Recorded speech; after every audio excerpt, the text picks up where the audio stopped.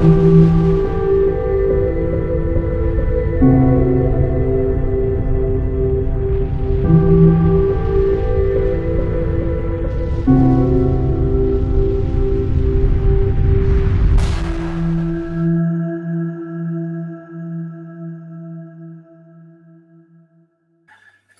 bonjour à tous, nous voici à nouveau en direct pour une nouvelle émission de Face à Face. Aujourd'hui, je vous promets une émission extraordinaire, car nous allons parler d'un homme fabuleux et de ses recherches, accompagné par quelqu'un que je vais être très honoré de vous présenter, qui n'est pas non moins fabuleux. Vous connaissez tous, enfin je l'espère, la librairie Odyssée de notre amie Maria Bernard. C'est déjà grâce à ses conseils que j'avais fait la découverte de Philippe Palem, avec qui j'avais fait une émission consacrée aux apparitions mariales. Maria, il y a 2 semaines, m'annonce qu'elle a décidé de traduire un fabuleux auteur. Cela fait très longtemps que je dis, y compris quand je faisais des chroniques chez mon ami Antoine, qu'il y a de véritables pépites de livres écrits dans le monde et que très peu, hélas, sont traduits en français. Maria a donc décidé de traduire l'œuvre gigantesque de Manly Palmer Hall, on l'appelle plus couramment Manly P. Hall, que nous allons découvrir dans cette émission, et de son fabuleux ouvrage The Secret Teachings of All Ages, ou, en français, Les enseignements secrets à travers les âges. Pour vous démontrer combien cet homme était érudit, Manly reçut en 1973 le grade honorifique de 33e degré de la franc-maçonnerie, c'est-à-dire le plus élevé, sans jamais avoir été franc-maçon. Cet ouvrage que Maria a traduit, et on y reviendra, que vous pouvez commander sur le site de la librairie Odyssée, que je mettrai dans les liens, a été publié en 1928, compile toutes les grandes philosophies ésotériques, depuis les pythagoriciens jusqu'aux croyances des Indiens d'Amérique, en passant par l'ancienne Égypte et le secret des alchimistes. Cet homme, presque inconnu en France, a fasciné un nombre impressionnant d'hommes et de femmes à travers le monde. Mais pour faire une émission digne de ce nom, de ce génie, de cet homme, et digne aussi de Face à Face, parce que vous savez que sur Face à Face, il faut que je maîtrise à fond un sujet pour pouvoir... Et surtout, je l'ai découvert à travers son livre, dont on parlera aussi dans l'émission. Je suis heureux de vous présenter Monsieur Miracle Duhalluoc. Salut Miracle.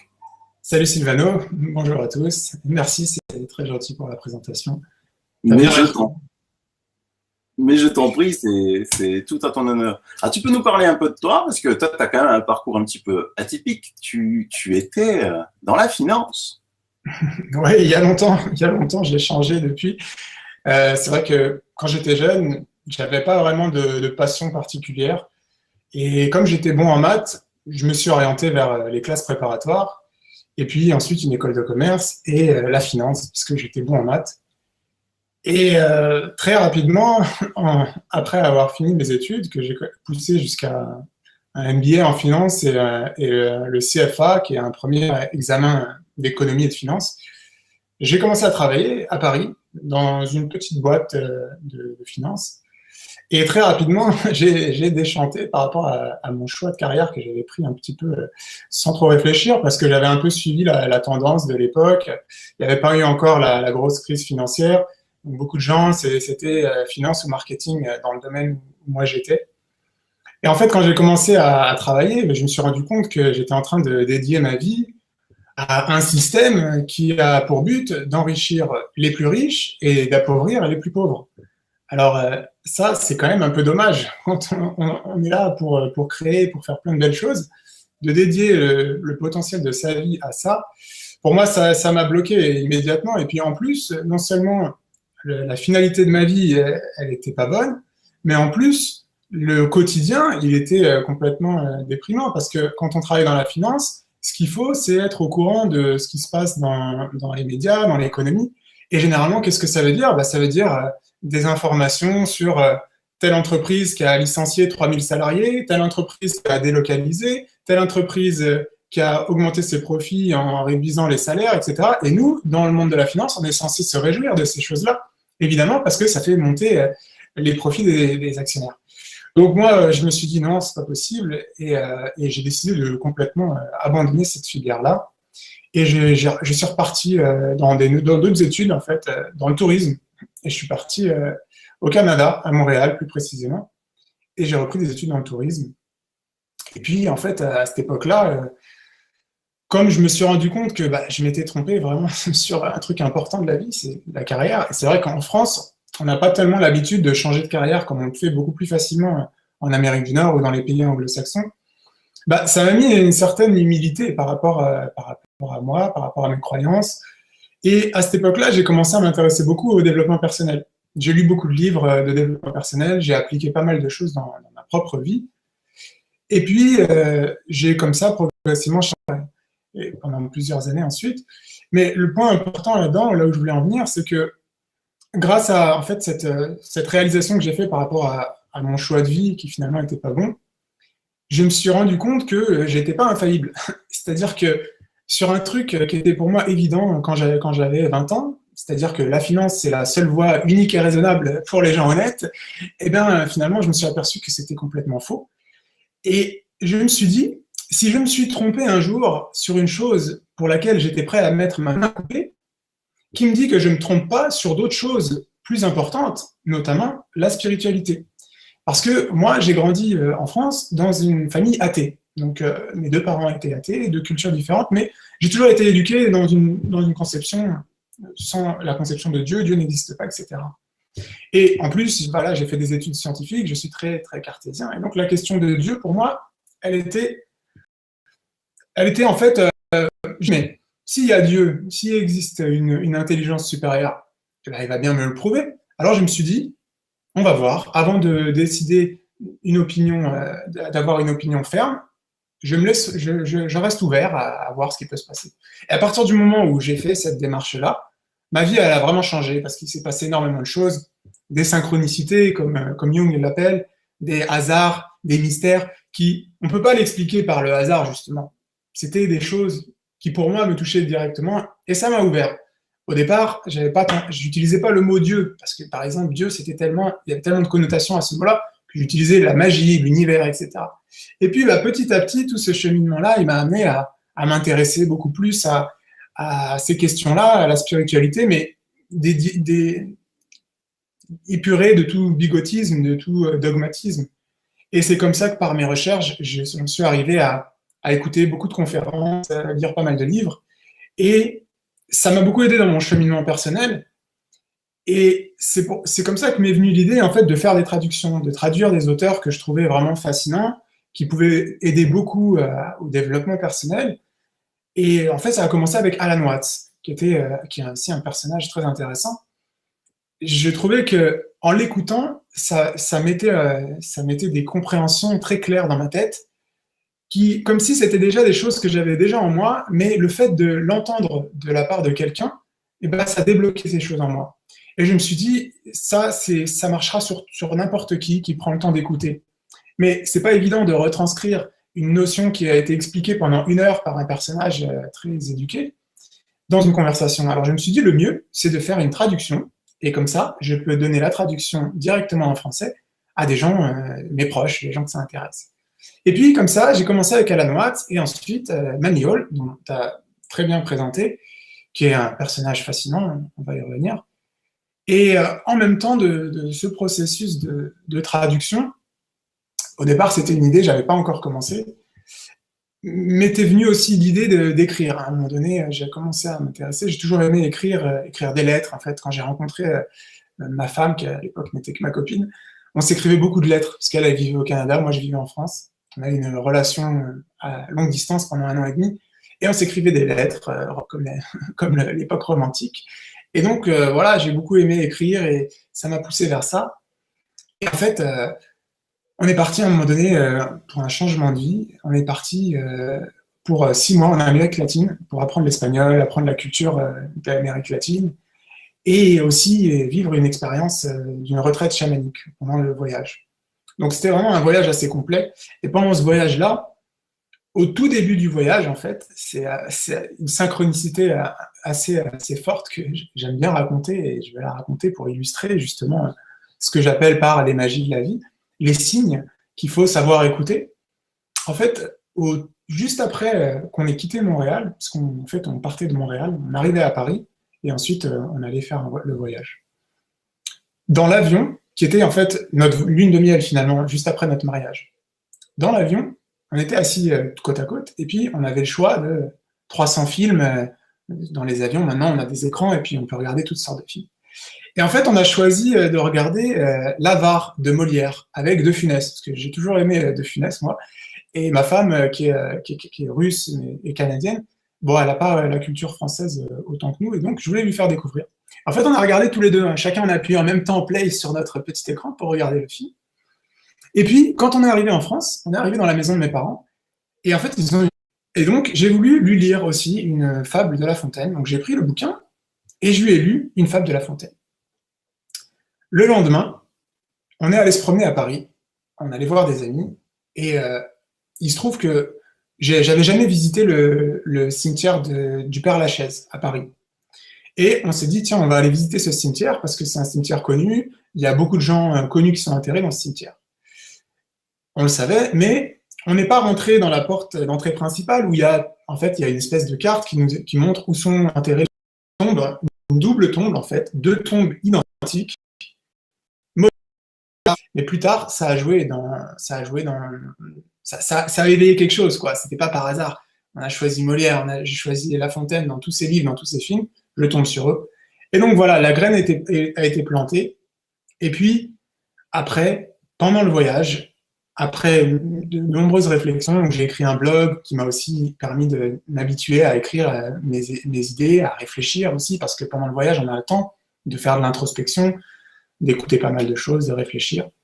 Et puis à un moment donné, pendant cette fameuse retraite chamanique, il y avait pas mal de choses qui me venaient, des compréhensions sur la patience, les vertus des plantes, pas mal de choses. Et je me suis dit, il y a tellement de choses que je pourrais écrire un livre. Et je me suis dit, mais c'est ça que tu dois faire, écris ce livre. Et donc voilà comment est née l'idée de ce livre. Et à la fin du voyage, on a fini ce voyage, et là j'ai entamé en fait le processus double qui était la traduction et l'écriture du livre, qui s'est fait en parallèle en fait. Alors voilà. C'est une histoire extraordinaire. Et ce livre, c'est un dessert, quoi. C'est de la fraîche chantilly, ça se lit tout seul, ça fait pleurer, ça fait rire. Il est très fort, hein, très poignant. Franchement, merci beaucoup. De rien, t'es doué, et surtout, continue, quoi. Et puis je vous le conseille vraiment à tous, hein, ce livre-là. Il est merveilleux. Hein, je mettrai le lien pour le commenter directement. Alors, Manly P. Hall, ça c'est un sacré personnage aussi. Tu peux nous parler un petit peu de Manly P. Hall? Comment tu l'as découvert? D'abord, qui c'est? D'où il sort? Parce que ce garçon a une telle connaissance. Quand on lit déjà j'ai lu en avant-première son livre que Maria m'a envoyé.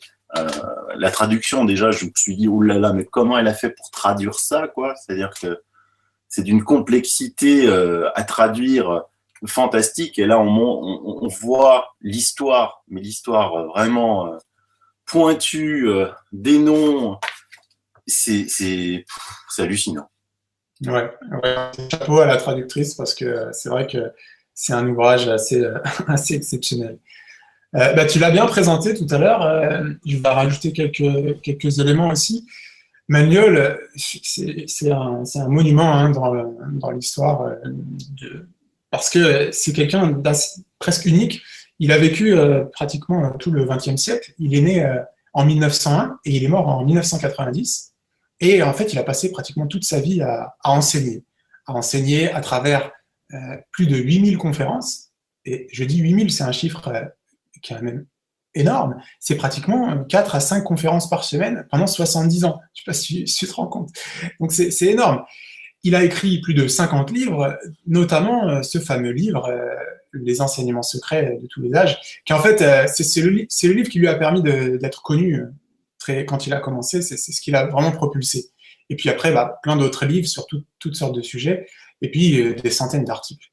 En fait, pour comprendre un peu le personnage, parce que bon, on n'arrive pas à un tel résultat en n'étant pas déjà un peu exceptionnel.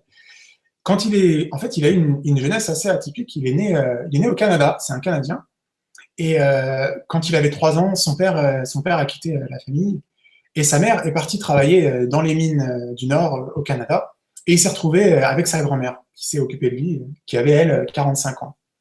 Et puis, un an après, quand Manny Hall avait 4 ans, elle a décidé d'aller voir ce qui se passait un peu au sud et elle a immigré en Californie.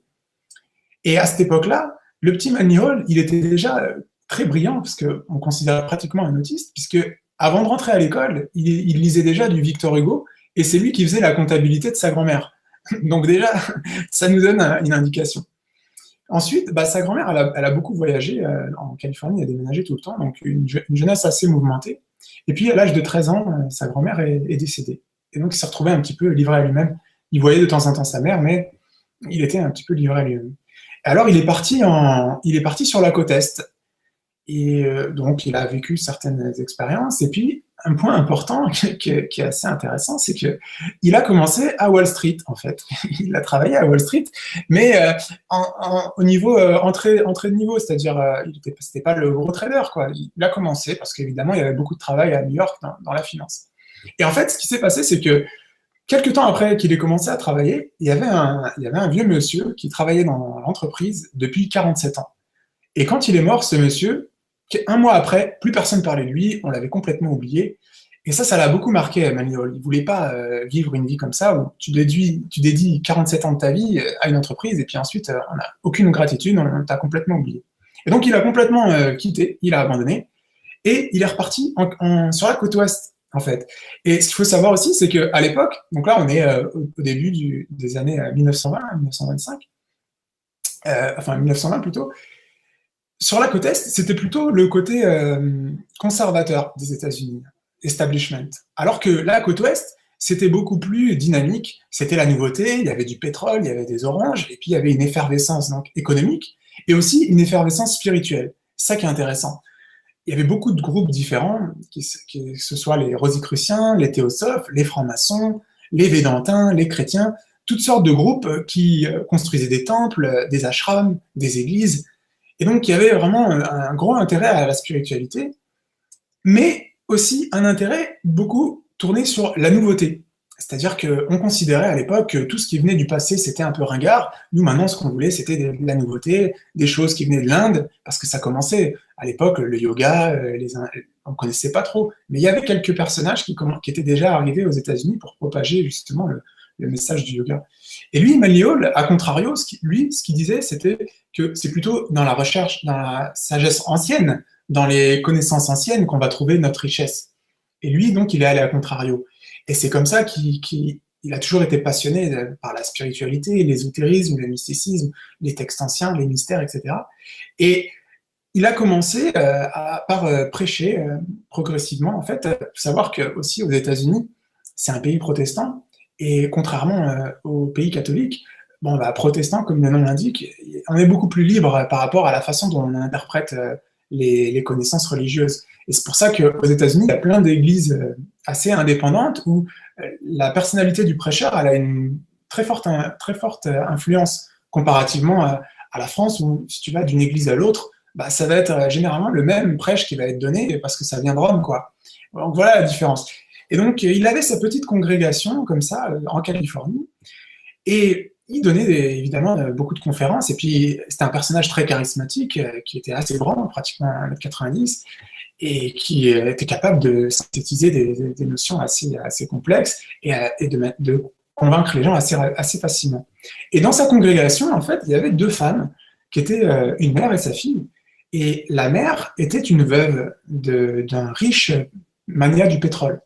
Et elle était fascinée par le travail de Manny Hall, et du coup, elle a décidé de le subventionner, parce qu'il avait déjà en fait commencé son projet du fameux livre Les enseignements secrets, dont on parle, qui était un travail colossal, parce que l'idée, c'était de présenter dans un livre l'ensemble des connaissances des rites secrets, des rites anciens, de la plupart des cultures du passé. Donc c'est énorme. Et pour ça, il lui fallait acquérir des manuscrits, des livres anciens, et pour ça, il fallait voyager. Et grâce à ces 2 femmes-là, il a été subventionné, et il a pu comme ça faire un tour du monde, récolter pas mal de manuscrits, notamment en Angleterre, où il a écrit pas mal de livres. Et ça l'a beaucoup aidé pour écrire ce livre, qui a pris pratiquement 7 ans à écrire, pratiquement 600 références, 240 illustrations, plus de 1000 pages. Et en fait, il faut savoir que la première version du livre, qui est sortie quand il avait que 28 ans, encore une fois, c'est impressionnant, c'était un énorme livre, un livre assez pratiquement de 80 cm sur 40, assez pratiquement de 80 cm sur 40, très épais, avec plein d'illustrations. Alors évidemment, pour l'éditeur d'embarquer sur le projet, qui n'était pas évident, et en fait, l'éditeur lui a dit, si tu arrives à convaincre John Henry Nash, qui travaillait pour le bâtiment, je suis partant. Donc il a réussi, Maniol. Et ensuite, le coût de production de ce livre, c'était évalué à 15 000 $. 15 000 $ de l'époque. Hein, on parle de... Donc là, bon, précisément, je ne pourrais pas vous dire, mais je pense que on est dans le million de dollars pratiquement, avec l'inflation. Donc évidemment, c'était énorme. Et en fait, ce qu'il a fait, c'est qu'il a créé des bons de subscription où les personnes qui étaient intéressées à ces livres, qui avaient entendu parler de ces livres, eh ben, elles étaient invitées à amener 50 $, donc la moitié du livre. Il serait vendu à 100 $ et il y aurait 150 copies, ce qui couvrirait le coût de production. Et donc, il fallait que 150 personnes donnent 50 $, qui était une somme énorme à l'époque pour un livre. Et ensuite, à la livraison, ils auraient payé l'autre 50 $. Et ça a très bien marché, évidemment. Il a récolté l'argent très rapidement. Et puis, ça a été un succès incroyable parce que ce livre-là, il est unique. Et jusqu'à aujourd'hui, il n'y a pas d'autres livres comme ça. C'est vraiment une bible de l'ésotérisme qu'il faut lire si on est intéressé à faire de plus en plus de conférences. Et quand il avait 33 ans, il a acheté un terrain à côté de Los Angeles sur lequel il a construit un bâtiment qui a été, en fait, il a fondé ce qu'il appelait la Société de recherche philosophique, qui était en fait une école dans laquelle il donnait des cours et des conférences, partageait des connaissances. Et l'idée, c'était de contrebalancer les universités de l'époque très matérialistes, qui étaient dans leur tour d'ivoire et qui étaient vraiment obnubilées par le matérialisme. Et lui, son idée, c'était de propager cette connaissance. Il a mis à disposition sa bibliothèque personnelle, qui était des milliers d'ouvrages, rares, anciens. Aujourd'hui, c'est une des bibliothèques, ça existe toujours cette école à Los Angeles, et maintenant c'est une des bibliothèques les plus riches au monde, à part celle du Vatican et toutes les bibliothèques secrètes, mais en tout cas, voilà. Et en fait, grâce à ce centre, cette école qu'il a construit, il a aussi fait une salle de conférence à l'intérieur, dans laquelle il donnait des conférences, lui et d'autres conférenciers, plusieurs fois par semaine. Et c'est comme ça qu'on arrive à 8000 conférences pour toute sa carrière. Et c'est comme ça qu'on a, du coup, aujourd'hui, beaucoup de ressources, parce que vers la fin de sa vie, il y a beaucoup de gens l'école même a décidé d'enregistrer ces conférences et de les vendre sous forme de cassettes. Et donc, il y a plein de gens qui ont acheté ces cassettes et qui les ont mis sur YouTube. On en retrouve beaucoup maintenant, en anglais, hein, évidemment. Et ça nous donne comme ça une palette assez large de sujets. Et ça permet de s'intéresser à pas mal de choses. Puis, un autre point très important et assez unique chez Maniol, donc là, on a bien compris que c'est quelqu'un qui avait une connaissance incroyable, qui connaissait énormément de choses sur plein de sujets, que ce soit l'astrologie, les mystères antiques, le néoplatonisme, tout ce qui touche à la conscience, le mysticisme, le bouddhisme, l'hindouisme, enfin bref, la liste est longue. Mais c'est aussi quelqu'un de très pratique, parce que c'était pas le chercheur enfermé dans ses bouquins et qui accumule la connaissance juste pour lui. Non, c'était quelqu'un qui enseignait, et à travers ses conférences, mais aussi à travers des consultations privées. Et donc, pendant toute une carrière qui a duré 70 ans, il a commencé à 17 ans, il a arrêté à 89 ans quand il est mort, donc 70 ans, pendant lesquels il était vraiment confronté aux problématiques de la vie de l'homme moyen. Et ça lui a donné une connaissance. Non seulement il y a la connaissance théorique, mais il y a la connaissance des gens moyens, leurs problèmes, ce qui fait qu'ils sont malheureux, ce qui ne va pas. Et non seulement cette connaissance des problèmes, mais aussi il a pu appliquer ces connaissances en donnant des conseils à ces gens-là et voir comment ça les a aidés, comment ça leur permettait d'améliorer leur vie, etc. Donc on a là quelqu'un qui combine les deux facteurs les plus importants, qui sont la connaissance et la mise en pratique. Donc, c'est unique. Moi, j'en connais pas d'autres comme lui, vraiment fascinant. Maintenant, pour finir, ce que tu m'as demandé, comment moi j'en ai entendu parler, En fait, ça vient de ma femme. Et si je dois être tout à fait honnête, la plupart des personnages importants, c'est toujours ma femme qui m'en a parlé. Anne Noire, c'est elle qui me l'a fait découvrir. Manny Hall aussi. En fait, elle avait, quand elle était plus jeune, elle s'était intéressée, elle avait entendu parler de Manny Hall, du livre, du fameux livre Secret Teachings of All Ages, parce qu'elle vivait au Canada. Donc c'est un Canadien, donc il est plus connu de l'autre côté, évidemment. Mais elle était un peu jeune par rapport à tout ça, et ça lui a paru trop abstrait, quoi. Donc elle a laissé un peu ça de côté. Et puis c'est quand j'ai commencé à m'intéresser à écouter du Alan Watts, écouter d'autres conférenciers, qu'elle m'a resuggéré Manny Hall. Et là c'était une découverte incroyable. Et donc j'ai tout de suite accroché. Et puis je me suis dit, mais il faut que je traduise aussi lui certaines de ses conférences, celles qui sont à mes yeux les plus intéressantes ou les plus urgentes à traduire, parce qu'il y en a plein qui sont bien, mais il faut sélectionner parce que voilà, il y a une mini-conférence et puis ça prend du temps de traduire. Donc voilà, je pense que c'est à peu près ça, quoi. Et donc, tu as aussi une chaîne YouTube pour t'écouter que je bronze. Mais ce qui est exceptionnel dans Manny Hall, c'est que vraiment, j'ai jamais vu quelqu'un d'aussi précis dans les références, dans les citations, qui met tout en lien et qui a écrit des choses. Par exemple, si on prend sur l'égyptologie, le paragraphe sur l'initiation dans la pyramide, c'est juste fabuleux. C'est quelque chose que moi, j'avais jamais lu, quoi. J'avais toujours lu plein de théories sur les pyramides. J'avais toujours lu plein de théories. Tout à fait. Ouais, bah oui. Et oui, c'est ça qui est intéressant dans ce livre. Ça, c'est un très bon exemple, l'égyptologie, parce que ça parle à tout le monde. Il y a plein d'autres exemples dans ce livre-là. Comment on appelle ça, les druides gaulois, hein, on pourra en parler après aussi. Mais oui, la pyramide, voilà, Platon, Pythagore ont été initiés dans cette pyramide. Et donc, ça, l'intérêt de ce livre, c'est qu'il nous présente des choses dont on a l'impression qu'on connaît, mais en réalité, il y a toujours un côté caché, et c'est ça qui révèle à travers ce livre. Ouais, c'est très intéressant. Alors, en fait, les mystères égyptiens, c'est un des plus, c'est un des plus connus, mais justement, il y a toujours eu des mystères et des sociétés antiques dans la plupart des civilisations. Et ça qui est intéressant à savoir, c'est que voilà, dans toute culture, il y a généralement ce qu'on appelle le premier niveau de la religion, c'est-à-dire la religion pour le peuple, le dogmatisme, pour des gens qui ne sont pas capables de comprendre des notions un peu plus abstraites. Et pour des gens qui étaient un peu plus qui s'intéressaient un peu plus à ces choses-là, un peu plus poussées, un peu plus avancées, il y avait ce second niveau qui était enseigné à travers ce qu'on appelle les rites antiques. Et il y avait des initiés, des initiations. C'était en fait des épreuves. C'est les personnes qui étaient intéressées à être initiées, elles devaient d'abord démontrer qu'elles étaient dignes d'accéder à l'initiation. C'était pas donné au premier venu. Il fallait être relativement pur, moralement, mentalement, physiquement aussi, mais c'est surtout moralement et mentalement. Et puis, une fois qu'on était jugé digne, eh bien, on passait à travers différentes épreuves. Des épreuves, on ne rentre pas dans les détails parce que ça dépend des rites, etc. Mais on va dire que c'est les épreuves de l'eau, du feu, de l'air et de la terre. La symbolique, c'est ça. Et ça va tester notre courage, ça va tester notre valeur morale.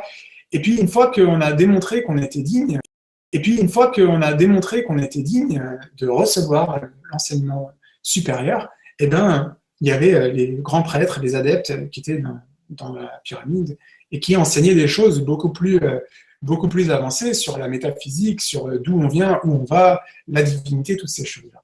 Et Platon, par exemple, qui a été initié à la pyramide d'Égypte, il a été critiqué parce qu'il a révélé certaines choses dans ses écrits qui étaient normalement tout initié doit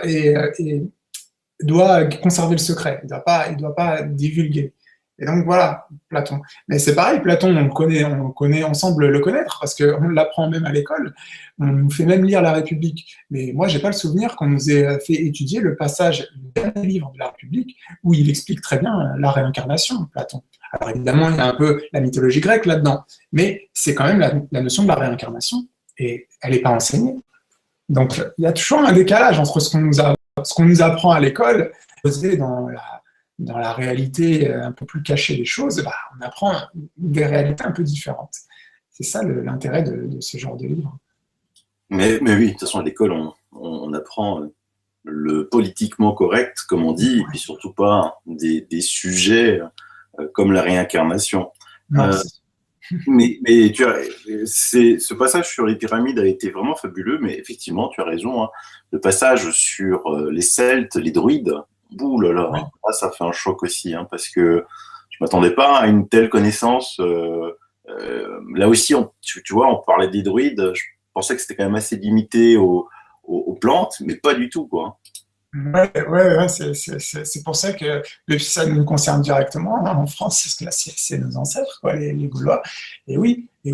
En fait, c'est intéressant parce que bon, les Celtes, c'est pas juste la France, c'est aussi le Royaume-Uni, l'Irlande, etc. C'est un peuple, mais ils avaient, dire, le prêtre de niveau inférieur qui transmettait les connaissances à travers de la poésie et des chants. C'est ça qui est illustré dans Astérix. Hein. On a le druide et puis on a le barde qui est toujours ridiculisé.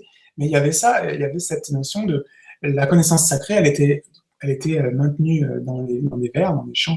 Et en fait, ce qui est intéressant aussi de savoir, c'est que quand le christianisme a commencé à son expansion, hein, parti de Rome et est arrivé en Gaule, bah, ils sont arrivés et puis, alors ça aussi un autre point, c'est que le christianisme au départ, la théorie de la réincarnation, c'était un des enseignements qui faisait partie de l'enseignement du christianisme. Ça a changé ensuite, mais au départ, ça faisait partie des croyances. Et donc quand ils sont arrivés en Gaule et que les druides enseignaient la réincarnation, l'évolution de l'âme à travers la purification, bah, c'était très simple parce que ça allait ensemble. Et du coup, c'est comme ça que le christianisme a pu s'imposer facilement en Gaule, parce qu'ils ont simplement christianisé les croyances celtiques anciennes.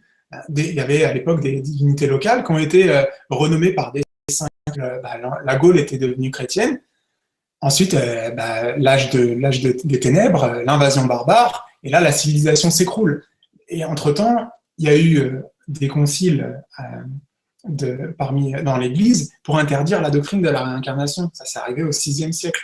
Et comme, entre-temps, il y a eu un Moyen-Âge ténébreux où il n'y avait plus de civilisation, la connaissance était pratiquement détruite, en Europe en tout cas. Elle était conservée simplement par l'Église, mais l'Église qui était affaiblie et qui était beaucoup plus bigote qu'avant. Et du coup, on a perdu cette notion de la réincarnation qui faisait partie de qui est universelle, parce que la réincarnation, elle est enseignée dans toutes les grandes civilisations, dans toutes les grandes cultures.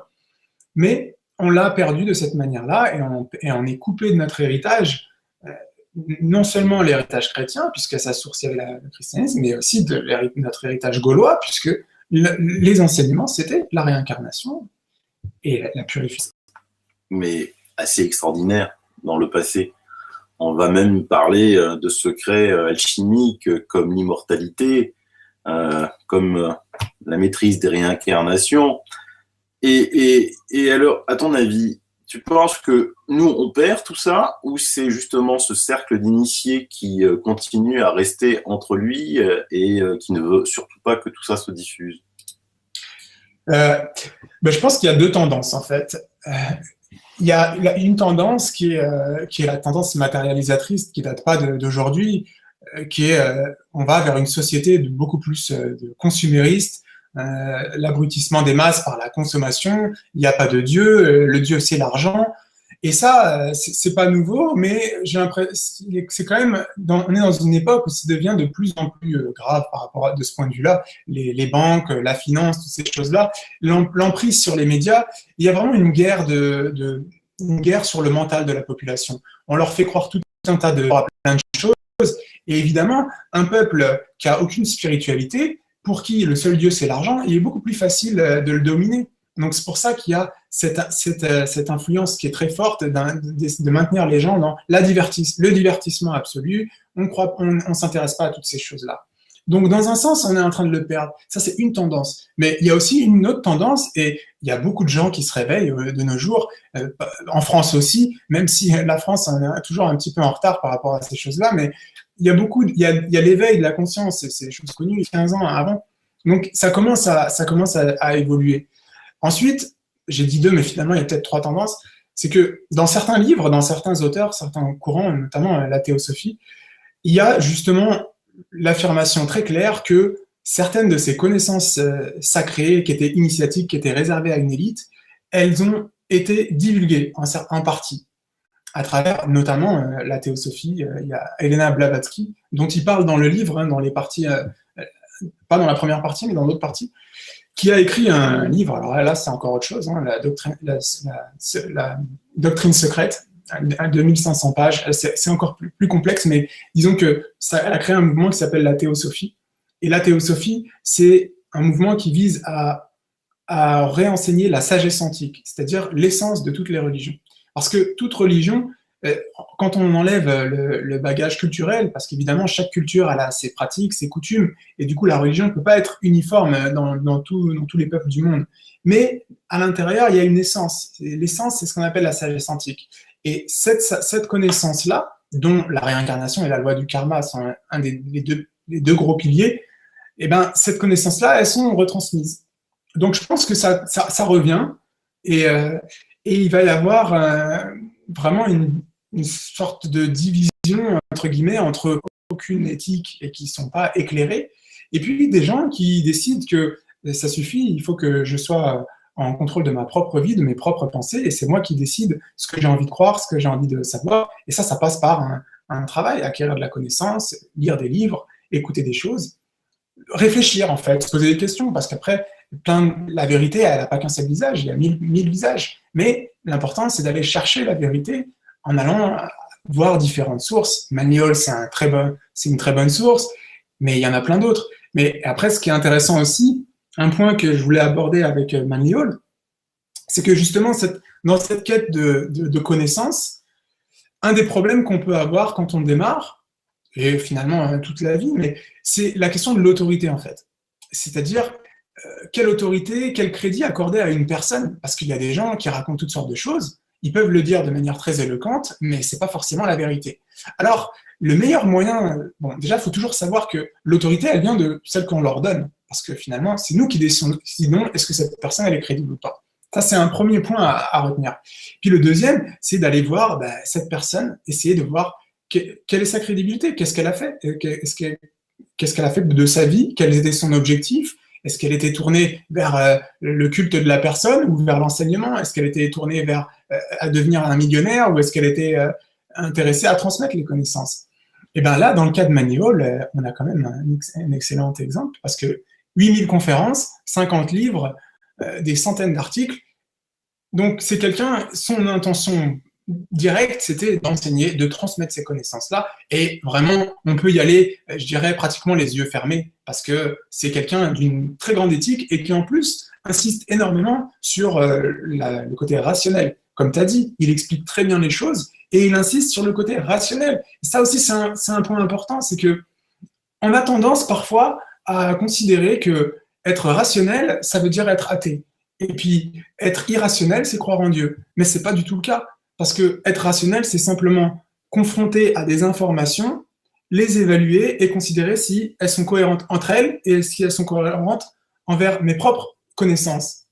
Mais bien sûr, si mes propres connaissances, elles sont biaisées, eh bien, quand je vois des connaissances qui sont en désaccord avec ce que je croyais, mais ce que je pensais était biaisé, on a tendance à rechercher qui suis-je, qu'est-ce que je crois, pourquoi je crois à ces choses-là.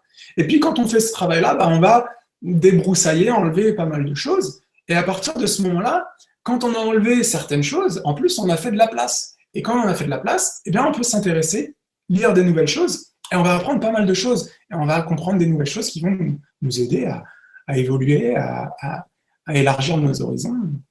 Et voilà, Maniol, c'est un très bon moyen de le faire. Tu as tout à fait raison, tu as bien résumé. Tu as des gens qui sont là pour raconter des histoires, certainement pour faire de l'argent. Tu en as d'autres, c'est des vrais chercheurs. Maniol, ce qui est stupéfiant, c'est la précision. C'est-à-dire que tu sens le gars, comme tu dis, cartésien, rationnel d'un côté, mais ultra précis, mais qui n'hésite pas à aller dans des domaines où en France, on n'ose pas aller. Hein, le chamanisme, la réincarnation, les esprits, la conscience. Quand tu lis Maniol, si on prend juste par exemple l'Égypte, ceux qui vont lire ce livre, ça va foutre en l'air tous certains bonimenteurs qui ont fait des dizaines de milliers d'euros en gains sur des choses qu'ils ont racontées sur les pyramides qui sont totalement fausses, quoi. Parce que là, on s'aperçoit vraiment à quoi sert cette grande pyramide. C'est expliqué, c'est aller donner des dates. Par exemple, je sais pas, moi, je lis au pif, Harmon, par une série de calculs mathématiques extrêmement compliqués mais précis, détermine que le premier cérémonial de la pyramide a été réalisé il y a 68 890 ans. Tu vois, c'est un truc de fou quand même. Et donc, c'est toute cette recherche, toute cette quintessence, tout ce savoir qu'il a été cherché dans les livres anciens. Et il regrette aussi dans son livre la perte avec la bibliothèque d'Alexandrie où devaient aussi se trouver des trésors fabuleux. Et ça fout aussi un coup, ce livre, à toutes ces théories là qui fleurissent en ce moment du récentisme, que notre civilisation n'aurait pas plus de 1000 ans, 1600 ans. Là, quand on lit ça, c'est juste impossible, tu vois, tout ça, quoi. Ouais. Non, j'ai jamais entendu parler de ces théories, ça me fait bien sourire. Mais en gros, c'est des théories qui disent que voilà, notre histoire n'a pas plus de, selon 1000, 1600 ans, quoi, tu vois. Ouais, c'est comme, Oui. Oui, après, c'est sûr qu'il y a des gens qui racontent toutes sortes de choses. Évidemment, c'est clair que quand on lit ces choses-là, c'est complètement l'opposé, là, évidemment. Surtout la pyramide, 68 000 ans, là. Mais après, c'est vrai qu'il y a un establishment dans plein de domaines. Il y a l'archéologie en particulier, parce que quand quelqu'un il a fondé sa carrière sur une théorie, et qu'il y a quelqu'un qui vient démontrer que ça vient détruire tout ça, bah, il y a certaines personnes, c'est rare, mais il y en a qui ont l'humilité de dire « bah oui, je me suis trompé, parce que finalement, moi, là, super, vous m'apprenez une nouvelle chose, mon effervescence intellectuelle vient de s'allumer parce que je vais du coup continuer à faire mes recherches. » Mais ça, c'est très rare, parce que généralement, ce qu'ils font les gens, c'est « ah non, ça c'est pas vrai, on rejette les preuves. » Et puis, on va même jusqu'à supprimer des preuves. Hein. Des fois, par exemple, on retrouve des ossements ou des questions, bah, la croyance, la pensée unique, hein, le côté qu'on nous présente, quoi, qui a pris l'ampleur. Voilà. Et ça, tu l'expliques très finement, mais alors très finement, dans ce que tu viens de dire dans ton livre. Alors là, bravo, il y a des hallucinations. Puis aussi, en fait, parce que, pour l'instant, on est sur Nalio, mais brièvement, j'ai voulu mettre des références dans ce livre. C'est-à-dire qu'il y a des noms, il y a des choses si un lecteur ne connaît pas ces choses-là, ben, je l'invite à aller faire des recherches. C'est ça l'idée. C'est qu'à partir de mon livre, ils peuvent aller trouver plein de choses intéressantes. Un nom qu'ils ne connaissent pas, bah, allez chercher ces traductions que j'ai mis. Ouais. Alors maintenant, j'ai perdu le fil de la question que je voulais te poser par rapport à mon niveau. Ah, mais justement, tiens, tu disais en introduction, quand il était petit, il faisait la compta de sa mère et de sa grand-mère. Justement, qu'est-ce que tu penses? C'est pas une preuve éclatante, ça, quand tu vois des surdoués, des enfants de 3, 4 ans qui maîtrisent les mathématiques, qui maîtrisent des langues étrangères. C'est pas d'une réincarnation. Alors, je sais bien que dans les réincarnations, on remet tout à zéro, mais là, pour un phénomène X, Y, ça n'a pas été remis à zéro. Alors, deux choses. La première, absolument, c'est-à-dire que ça prouve, c'est un mot fort, mais disons que oui, si on considère la réincarnation, ces choses-là, elles sont expliquées. Ou c'est un autiste. C'est aussi une réincarnation, on remet pas vraiment à zéro. C'est pas exactement ça. C'est-à-dire que notre corps physique, il démarre à zéro, mais notre âme, les qualités qu'on aura développées pendant notre vie, ça repart pas à zéro. C'est pour ça que, disons que deux personnes qui vivent leur vie, hein, elles démarrent, elles sont à peu près au même niveau. Puis il y a une personne qui passe sa vie à essayer de se développer, de s'améliorer, améliorer son caractère, travailler sur ses défauts, acquérir de la connaissance, développer une personne, un travail intérieur sur elle-même. Et puis l'autre personne, elle passe sa vie dans le divertissement, peu importe, hein, elle ne s'intéresse pas à ces choses-là. À la fin de la vie, il y en a un qui a développé un caractère et l'autre qui n'a pas trop évolué. Quand ces deux personnes-là renaissent dans une vie suivante, le premier qui a développé des qualités morales, des qualités intellectuelles, elles sont à l'intérieur, elles sont subconscientes, elles sont cachées, on n'en est pas conscient directement. Mais ça se voit chez les enfants, par exemple. On voit des enfants, il y a des enfants, c'est des petits diables, et c'est pas forcément à cause de leurs parents ou de leur environnement. Et puis il y en a, c'est des anges. Donc, dans des familles où, par exemple, les parents sont des génies, parfois, les enfants ne sont pas des génies. Inversement, des fois, il y a des génies qui naissent dans des familles qui n'ont pas vraiment l'environnement pour. Donc ça c'est expliqué par la réincarnation, c'est-à-dire qu'il y a un travail. Nous, en tant qu'êtres humains, on n'est pas juste ce corps physique. Le corps, c'est une enveloppe. On a notre corps, notre âme et l'esprit. Le corps, c'est le corps physique. L'âme, c'est la partie qui développe nos qualités, qui développe nos compétences. Et puis l'esprit, c'est notre partie divine, qui est le lien avec la divinité. Et donc, quand on se réincarne, tout ce qui a été cumulé comme qualité morale et intellectuelle, toutes des aptitudes positives, c'est enregistré en nous. Et quand on renaît, eh bien, on vient avec des capacités. Et donc, dans le cas de Maniol, évidemment, c'est une âme qui a une très grande ancienneté, parce que avoir de telles capacités, et d'ailleurs, il le dit lui-même, parce que il y a dans une des conférences qui est traduite, qui est sur ma chaîne YouTube, vous pourrez l'écouter. C'est une petite conférence de 25 minutes qui s'appelle « Pourquoi je crois à la réincarnation ?» Et il explique en fait pourquoi il y croit de manière personnelle. Et alors là, moi, ça m'a bluffé aussi. Il raconte, quand j'avais 5 ans, enfin, là, c'est lui qui parle, quand j'avais 5 ans, à un moment donné, j'ai commencé à méditer sur ma vie. Et je me suis rendu compte que j'avais déjà vécu. Donc, je ne sais pas si vous connaissez des enfants de 5 ans qui méditent sur le sort de leur lit. Moi, j'en connais pas beaucoup.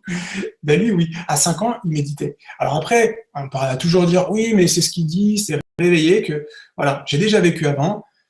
Donc voilà pourquoi est-ce que certaines personnes ont des capacités extraordinaires et d'autres moindres. C'est pas une injustice, c'est pas le hasard, c'est pas la génétique. Il y a ces facteurs-là, ils rentrent en compte, évidemment. Mais les résultats dans les vies futures. Et c'est ça l'enseignement de la réincarnation, c'est ça l'enseignement des druides, l'enseignement des Égyptiens, de Platon, de Pythagore, des hindouistes, des bouddhistes, tout le monde. C'est ça la sagesse antique. C'est qu'on est ici, sur Terre, pour évoluer, pour s'améliorer, comment faire un travail intérieur et développer des qualités morales et essayer de discerner entre ce qui est l'illusion et ce qui est la réalité. Et ça, c'est difficile. C'est d'autant plus difficile dans notre époque aujourd'hui, avec tout ce battage médiatique, et toutes ces théories dans tous les sens, c'est un peu difficile de retrouver le fil. Et c'est pour ça que c'est bien d'avoir comme ça une base solide, des personnages comme Maniol, ça nous donne justement une base solide. Parce qu'on peut s'accrocher à lui, parce que voilà, il a démontré, il a une connaissance très large, parce qu'on n'est pas non plus restreint à un seul sujet. C'est ça qui est intéressant aussi.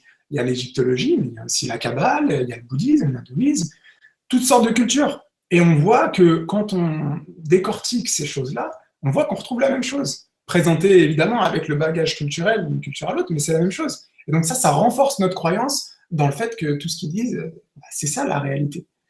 Alors après, bien sûr, ça prend du temps. Ça se fait pas du jour au lendemain. Mais on est des êtres éternels, donc on a le temps. Mais c'est clair, parce que quand tu lis Maniol et qu'on commence, qu'il englobe vraiment toutes les civilisations, toutes les... Il y a une bibliographie énorme à la fin du livre. Ouais, c'est ça son fort, Maniol, c'est de faire les liens, comme tu as dit, et puis aussi il est très fort pour vulgariser. Bon, j'aime pas trop ce mot parce qu'il y a une connotation négative, mais ça exprime bien la chose, c'est-à-dire que des sujets complexes, avec des termes un peu compliqués, il les explique assez bien, assez simplement pour qu'un public, pas forcément un grand universitaire, puisse capter, comprendre le message. Et après, bon, c'est vrai que ce livre-là, hein, je réfère toujours à la gauche parce que je l'ai à côté en fait. J'ai la version anglaise, c'est pour ça.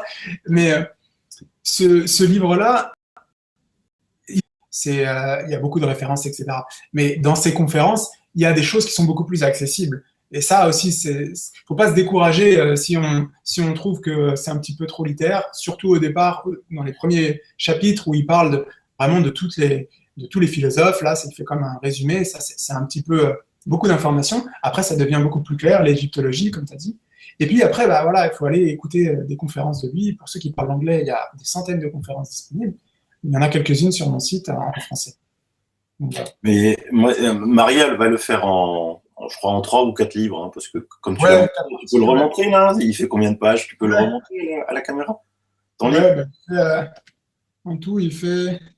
Tu vois, là, tout ça, c'est la. Donc, C'est c'est un gros 120 pages. papier, quoi. Ouais,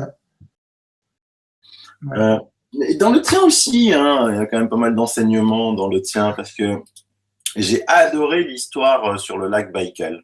C'est une histoire vécue, ça? Bah, c'est inspiré, mais c'est-à-dire que, comme j'ai dit tout à l'heure, que j'ai fait un voyage en Amazonie, une retraite chamanique. Donc, c'était pas au lac Baïkal en Russie, c'était en Amazonie. Et les expériences que j'ai racontées, c'est pas les miennes directement. C'est-à-dire que j'ai utilisé le processus que j'ai vécu moi, à travers des rêves, à travers des compréhensions qui me sont arrivées. Mais je voulais exprimer dont le procédé en fait, à travers les rêves, la compréhension des messages, etc. Donc c'est un mélange de mes expériences personnelles, des expériences des gens que j'ai observés chez d'autres, de mes lectures. J'ai pas voulu faire un livre qui présente qui est limité à travers ma propre vie, mes propres compréhensions. C'est quelque chose d'assez large qui vise à toucher pas mal de sujets. Et puis, évidemment, si je le faisais qu'avec ma expérience personnelle, ce serait très restreint. Donc voilà, j'ai inventé des choses pour présenter des notions, quoi. C'est vraiment superbement bien fait. Merci. Est-ce que tu penses qu'aujourd'hui, justement puisque tu vois, tu as des chercheurs, mais alors très cartésiens, scientifiques, qui essayent de comprendre comment étaient construites les pyramides, à quoi elles servaient, blablabla. Est-ce que tu penses aujourd'hui que, mis à part ces initiés dans ces sociétés secrètes auxquelles on n'aura, je pense, jamais accès, hein, comme à la bibliothèque secrète du Vatican, on n'y aura jamais, hélas, accès aussi. Est-ce que tu penses que justement c'est par ces chamans, par ces druides, par ces sorciers, parce que bon, aujourd'hui on dit plus druide, on dit plus sorcier, sorcière, on dit encore chaman, mais c'est ce que les gens après ce mot chaman, ça a une connotation plante hallucinogène, champignon hallucinogène, rite, danse, chant, alors que c'est pas que ça. Ouais. Ben, je pense pas que être des danses extatiques, des percussions, soit ça va être avec des plantes, ça peut être l'ayahuasca, des champignons, donc des plantes naturelles, mais qui en fait ouvrent des états de conscience qu'on a en nous, qui ouvrent des portes. Et l'intérêt en nous, qui ouvrent des portes. Et l'intérêt de ces choses-là, du chamanisme, des druides, etc., c'est que du coup, on a comme presque une fascination de ce monde chamanique, etc. Et tout ce qui vient du monde chamanique, ah, c'est magique. Bon, il y a des gens qui disent c'est de la sorcellerie, c'est pas comme ça que ça se passe. Le chaman, c'est un individu comme un autre qui a fait un travail pour ouvrir certaines portes, mais tout comme il y a des prêtres qui sont plus ou moins vertueux que d'autres, et ben des chamans, il y en a qui sont plus ou moins vertueux que d'autres. Il y a des chamans noirs et des chamans blancs aussi. Ça, c'est important de savoir. Notamment dans l'ayahuasca, il y a des chamans qui utilisent ces pouvoirs-là pour influencer les gens, leur jeter des mauvais sorts, etc. Mais il y a aussi la capacité d'une personne à comprendre certaines choses, parce que un Indien, un Péruvien qui part dans la forêt, qui devient un chaman, il va pas comme ça comprendre des réalités théoriques qui sont expliquées dans des rites initiatiques. C'est deux choses différentes, je pense. Et je pense que le chaman qui utilise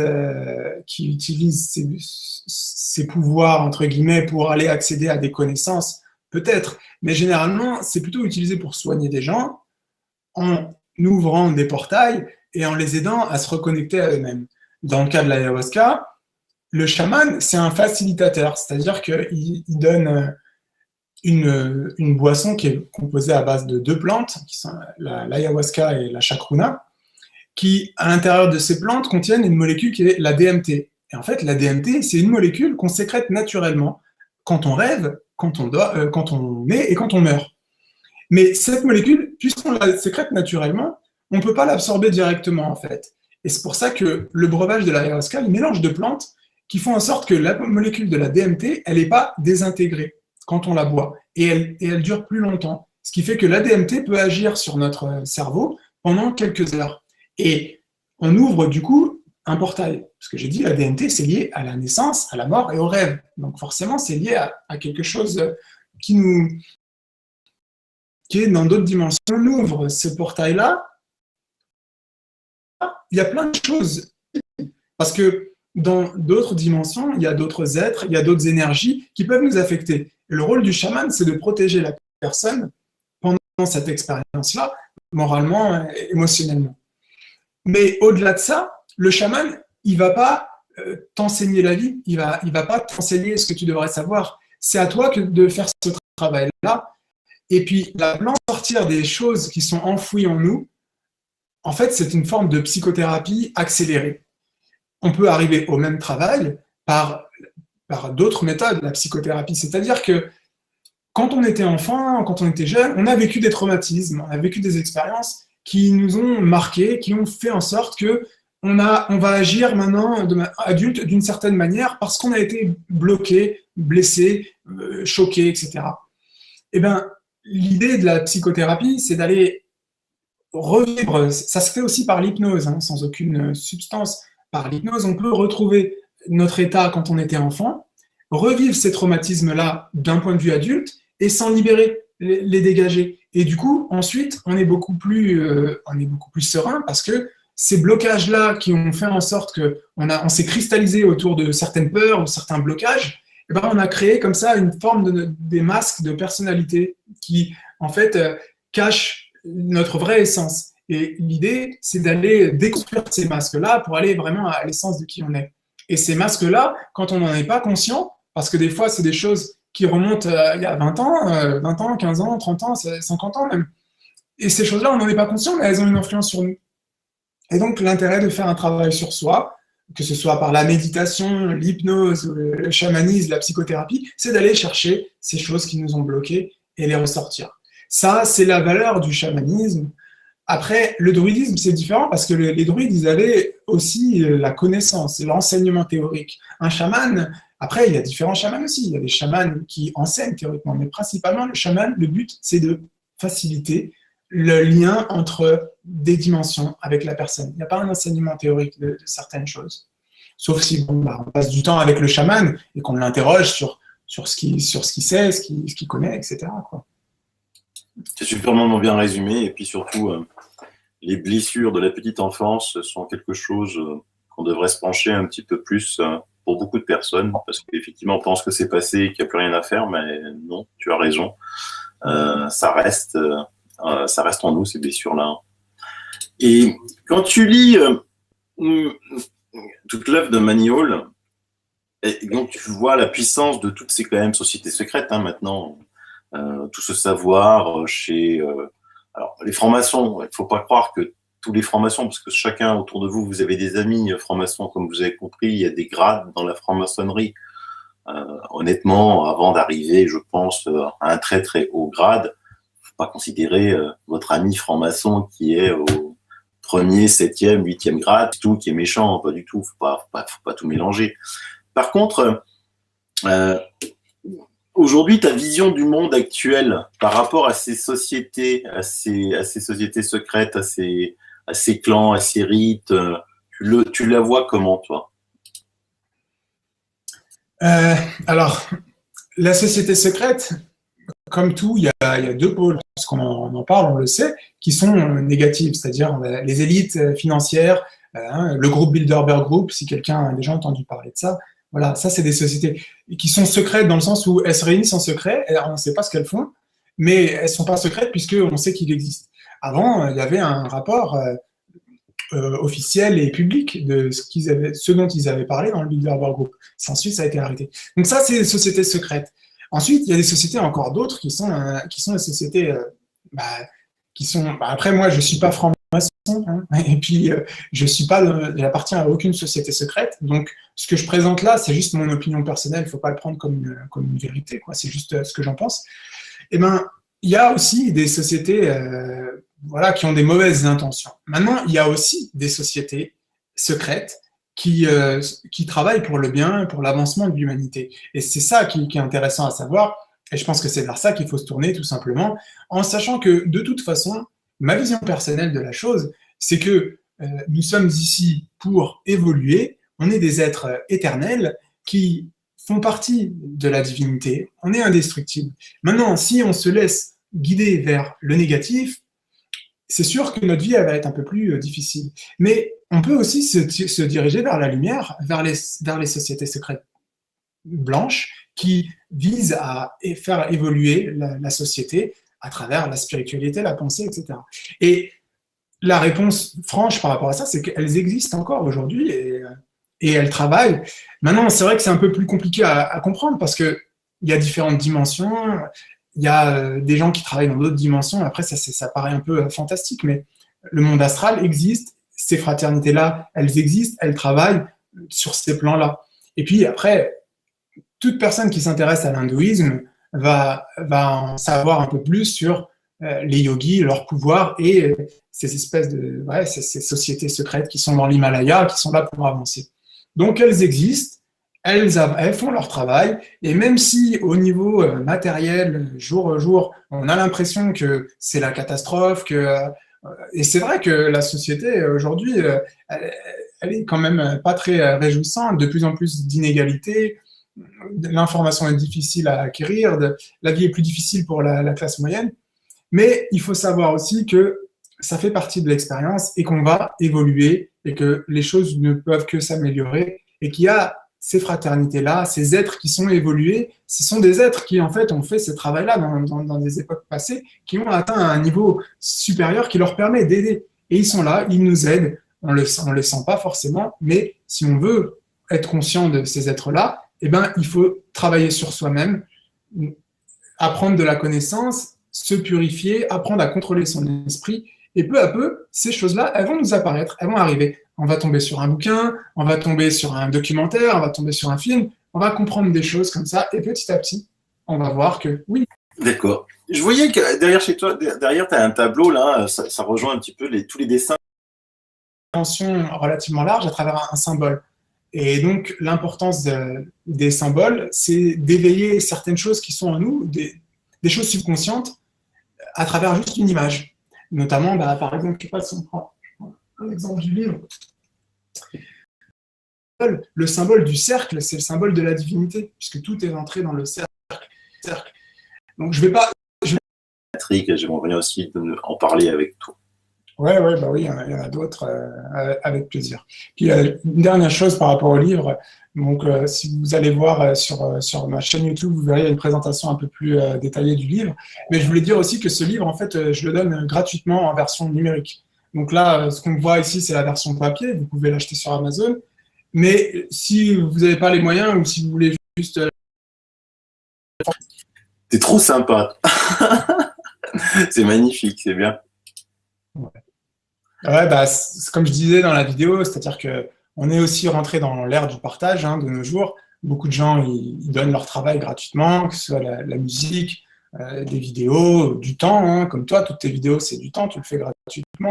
Bon, c'est l'ère du partage qui va tous nous enrichir. Donc, j'ai voulu contribuer à ça en donnant mon travail et en incitant les gens à faire de la même chose ensuite, de partager leur travail, leur temps, leur créativité. Quelle qu'elle soit, on n'a pas besoin d'être auteur ou peintre pour être créatif. On peut être créatif dans tous les domaines de la vie. Et puis, l'idée, c'est de partager avec les autres. Et c'est comme ça qu'on s'enrichit, en donnant, plutôt qu'en essayant de recevoir tout le temps. Ce qui est très bien expliqué aussi dans ton livre sur la course, lièvre et la tortue entre les deux frères. Ouais. Bravo. Écoute, merci à toi. C'était super. Je suis vraiment content d'avoir fait cette émission avec toi. Achetez le livre de Miracle ou téléchargez-le. Achetez le livre de Money Hall. Franchement, ça vaut vraiment le coup. C'est quelque chose à lire. Vous allez comprendre beaucoup de choses. Et puis, je vous dis à bientôt. Au revoir, Miracle. Salut, au revoir à tout le monde. Voilà. Et à bientôt pour une prochaine émission. Bye.